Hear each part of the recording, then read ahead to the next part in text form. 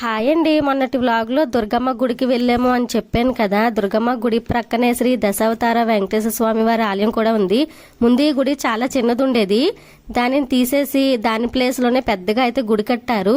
ఇది గుడి యొక్క ప్రవేశ ద్వారం. దీనిలో నుండే మనం వెళ్ళాలి. అసలు దేవుణ్ణి గుడికి వెనక వైపు ఉంచి ఉదయం సాయంత్రం మొదటి పూజలు జరుపుతారు. తర్వాత దశావతార వెంకటేశ్వర స్వామి వారికి అర్చనలు హారతులు వంటి పూజలు చేస్తారు. ఈ గుడిని 2 సంవత్సరాల క్రితం శ్రీరామనవమి రోజున అతిరథులు జనసందోహం మధ్య ప్రారంభం చేశారు. అత్తి అయితే పిల్లలు పేర్ల మీద అర్చన చేయించారు. బయటకు వస్తే పెద్ద ఆంజనేయ స్వామి వారి విగ్రహం ఉంటుంది. పిల్లలు అయితే ప్రదక్షిణలు చేస్తున్నారు. హోమాలు చేయడానికి ఎక్కువ జనం పట్టేలా చాలా స్థలమే ఉందండి.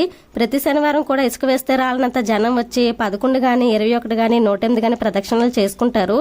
మేము ఒకసారి మా ఇంటి వద్ద నుండి తులసి మొక్కలు ఉంటే పెద్ద మాలే కట్టి స్వామివారికి అయితే వేసామండి. ఏదైనా చూడాలి అంటే అదృష్టం ఉండాలి అంటారు కదా, మరి మాకు అదృష్టం లేదు. ఈ గుడిని ప్రారంభం చేసేటప్పుడు అదే రోజు మేమైతే ఊరెళ్ళిపోయాము. ఇంకా ఈ గుడిలో స్వామివారికి ఇష్టమైన తులసి మొక్కలు రకరకాల పూల మొక్కలు ఉన్నాయి.